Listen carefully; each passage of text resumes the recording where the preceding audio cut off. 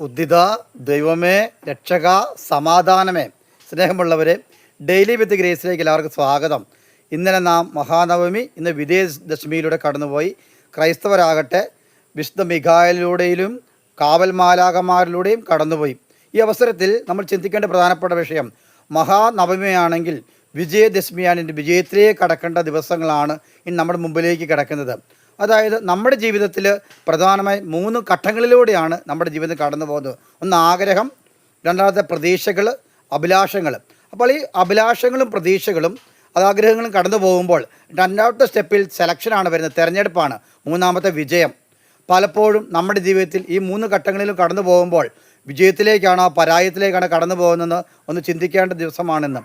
അതായത് നമ്മുടെ ജീവിതത്തിൽ 2 തലങ്ങളിലൂടെ കടന്നു പോകുന്നു. ഒന്ന് പോസിറ്റീവ് എനർജി, മറ്റൊന്ന് നെഗറ്റീവ് എനർജി. നന്മയിലൂടെ ഒരു ഭാഗം കൊണ്ടുപോകുമ്പോൾ മറ്റൊരു തലം തിന്മയിലൂടെ കൊണ്ടുപോകാൻ പരിശ്രമിക്കുന്നു. ഒന്നാമത്, ഞാൻ പഠിക്കുവാൻ ആഗ്രഹിക്കുന്നു എന്ന് പോസിറ്റീവ് എനർജി വരുമ്പോൾ നീ പഠിക്കുന്നത് കാണണമല്ലോ.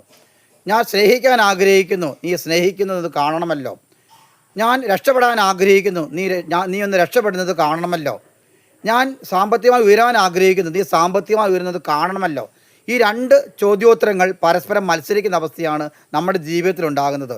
ഒന്ന് നന്മയിലേക്ക് ആഗ്രഹിക്കുമ്പോൾ മറ്റൊന്ന് തിന്മയുടെ ശക്തി അല്ലെങ്കിൽ നെഗറ്റീവ് എനർജി നമ്മളെ നാശത്തിലേക്ക് നയിക്കുവാൻ പലപ്പോഴും ആഗ്രഹിക്കുന്നു.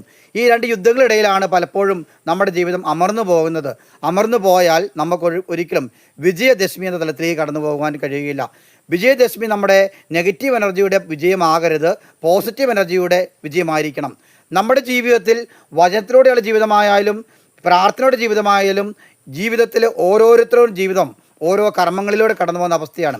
ഈ കർമ്മങ്ങളിലൂടെ കടന്നു പോകുമ്പോൾ നമ്മുടെ ജീവിതത്തിൽ ഓരോരുത്തരും ചിന്തിക്കുക, എൻ്റെ കർമ്മത്തിൽ എത്രത്തോളം വിജയം എനിക്ക് നേടി തന്നിട്ടുണ്ട്, എത്രത്തോളം വിജയത്തിലേക്ക് എത്തിച്ചേരുവാൻ കഴിഞ്ഞിട്ടുണ്ട്, എന്തോ ഒരു നെഗറ്റീവ് എനർജി എന്നെ സ്വാധീനിക്കുന്നുണ്ട്, ആ നെഗറ്റീവ് എനർജിയെ എനിക്ക് പരാജയപ്പെടുത്താൻ കഴിഞ്ഞിട്ടുണ്ടോ എന്ന് ഓരോ വ്യക്തിയും തൻ്റെ ജീവിതം ചിന്തിച്ചാൽ മാത്രമേ പുതിയ സെലക്ഷനിലൂടെ വിജയത്തിലൂടെ കടന്നു പോകാൻ കഴിയുകയുള്ളൂ.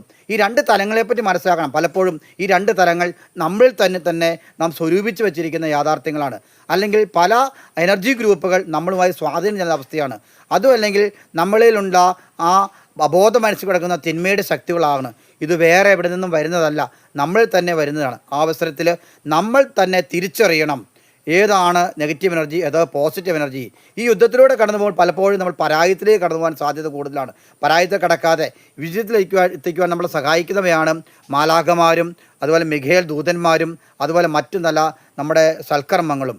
ആയതിനാൽ നല്ല രീതിയിൽ പോകുവാനും വിജയത്തിലെത്തുവാനും നമ്മുടെ ജീവിതം ഇടയാകട്ടെ പ്രാർത്ഥിച്ചുകൊണ്ട് എല്ലാവർക്കും എല്ലാവിധ നന്മകളും